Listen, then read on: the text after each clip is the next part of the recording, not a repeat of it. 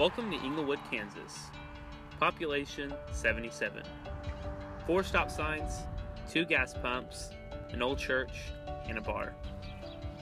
If you were driving on Highway 283 and blinked, you would probably miss it. But in 2017, the people of Englewood didn't have time to blink when they were suddenly faced with a trial unlike anything the close-knit community had ever seen. Gary Woods has called Englewood his home for most of his adult life. That is until March 6th, when he lost the home his hands had built. 25 years of work gone in flames. And that's when my youngest daughter called me and asked if I knew what was going on. And I said, no. I said, but I have noticed a lot of smoke building up. Well, she said, Dad, go home, get some stuff, and get out of town. So I thought about evacuating from Brownies, going a little bit farther south, but decided just to stay there.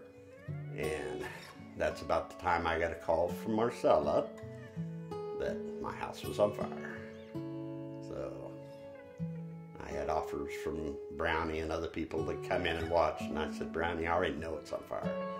I don't want to go in and watch it burn. Englewood Volunteer Fire Chief Bernie Smith has lived in Englewood since 1968. It was a fire like we had never been around. It was moving so fast and it was so hot. You just had to try to outguess it where it was going, and you had to let it go when it wasn't threatening anything. We had several calls for trucks out in the country, and we could not cover those calls. I believe that's probably about the first time that that's ever happened. And this is the first time that we've ever lost a house to a grass fire.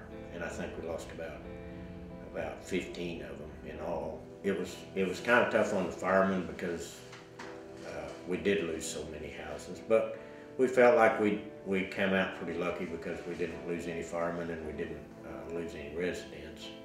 There was so much fuel for the fire to burn that I don't believe if we'd have had 50 fire trucks, we could have stopped it. You know, it was, the wind was 60 miles an hour. Well, that's a mile a minute. That fire's moving. It's actually moving faster than that. You can't hardly outrun it. The same fire that took Gary's house threatened to take Brenda Mills' home as well. And about 2:30, the friend called again and said, Brenda, it is moving fast. You need to get your stuff and get out.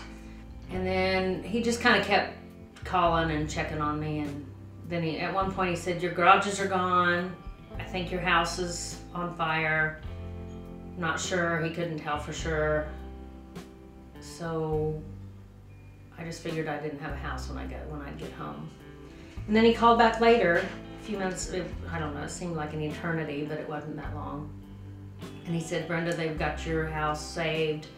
It didn't get your house, it got all your outbuildings, but you can come home. While the people of Englewood lost so much, they never lost hope. Like I say, all in time, figure it out.